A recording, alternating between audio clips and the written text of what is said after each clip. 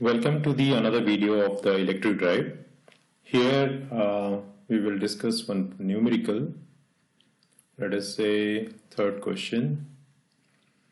So here what is the given data is you have a motor, right, and this motor is attached through a gearbox.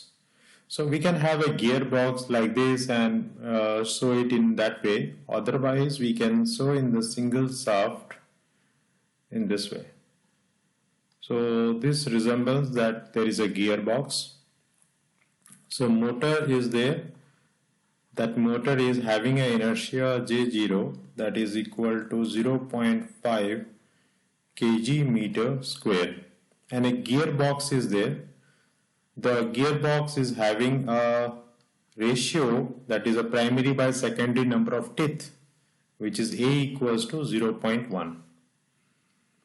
That means if the primary side speed is 1000, the secondary side speed will be 0.1 into 1000, that is 100. So that is how the speed is reduced in the secondary side. This gearbox has also the inertia, let us say Jg is the inertia of the gearbox. That means it has its own weight, 0.15 kg meter square. Right, and now this gearbox is attached with a drum. Center of the drum, this is attached with a shaft over here, and this is the drum having certain radius. The radius is also given here. The value of this radius is R is equal to 0.2 meter. And this drum, you can have a 3D diagram of it here. That's a drum over here. And through this drum, the wire is wrapped over here. And rope, not wire, rope is wrapped. And this is connected with a mass. Correct? And that is called the load. So this is called the winch drum.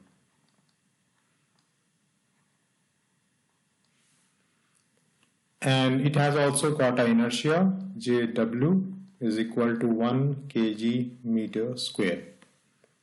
And this load is having a mass of 500 kg. Right? So this is all the diagram, schematic diagram of that question. What is given is that another thing, that the frictional torque at the winch shaft, that is the torque at this winch shaft, this motor is driving like this. The torque in the winch shaft is TL is equal to 50 Newton meter, 1.5. And the torque at the motor shaft, because frictional torque at the motor shaft is Tm, because of T motor shaft, Ms let us say, is equal to 10 Newton meter. So these are the data. So what is asked over here is, find the equivalent moment of inertia. So I need to find what is the J equivalent over here. Refer to the motor shaft. J equivalent, refer to motor shaft. That means what is the equivalent inertia of this load, and load has a mass, which drum is a mass, there is a gearbox is also a mass, a motor is also having some inertia. So all these things, what is the total inertia that is being reflected to the motor, considering the gear into account? So that is what been asked here. Another thing is the given data is that since the gearbox is there, it is not 100% efficient. There is some loss over here, and that loss is given by the efficiency of 90%. Okay, now this is all complete. So you need to find what is the equivalent moment of inertia and what is the equivalent. Second is here, what is the equivalent torque? load torque. What is the equivalent load torque that is reflected in to the motor? So accordingly we can, if we know the speed of the motor, and we can find what is the equivalent speed of the motor is also given. The speed of the motor is equal to 1500 RPM. So if I know the speed of the motor and if I know the load torque, we can calculate what is the power rating of the motor. So to get the equivalent inertia, J equivalent, we have the inertia of the motor, J0.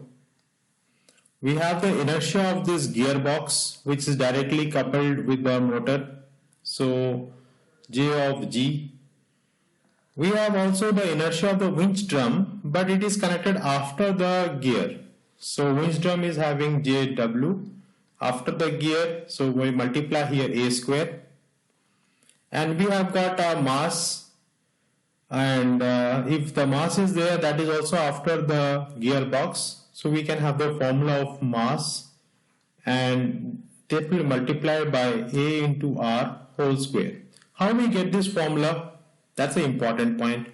So if we equate the kinetic energy half J equivalent omega m square, that is equal to half J0 omega m square, because this is for the motor is running at the same speed, and the gearbox which is directly coupled with the motor, so it is also running at the same speed, omega m, whereas the other part of the gearbox which is connected with the load and winch drum, it is running at omega L. So for that reason the other part is half JW winch drum, which is running at omega L. Instead of having omega m, now it is omega m L square plus half mv square. Let it be moving up at a velocity v. So this is the thing, and this velocity v is nothing but r times of omega. If this velocity is r times of omega, which omega? Omega L. So if I divide this half everywhere, cut this half, this everywhere, then this omega m will be divided from here, here, here, and here. And this side, this you can understand, this will all cut to 1. This will all cut to 1, and this will be converted into a square, because a is nothing but omega L by omega m. So here omega L square by omega m square, that is a square. This one is m v by v square by omega m square. So what is v? V is omega r, omega rl. Suppose I write here v by omega m, that is nothing but omega L into r by omega m, that is nothing but a into r. So like that it is a into r whole square. So let us put the values 0.5.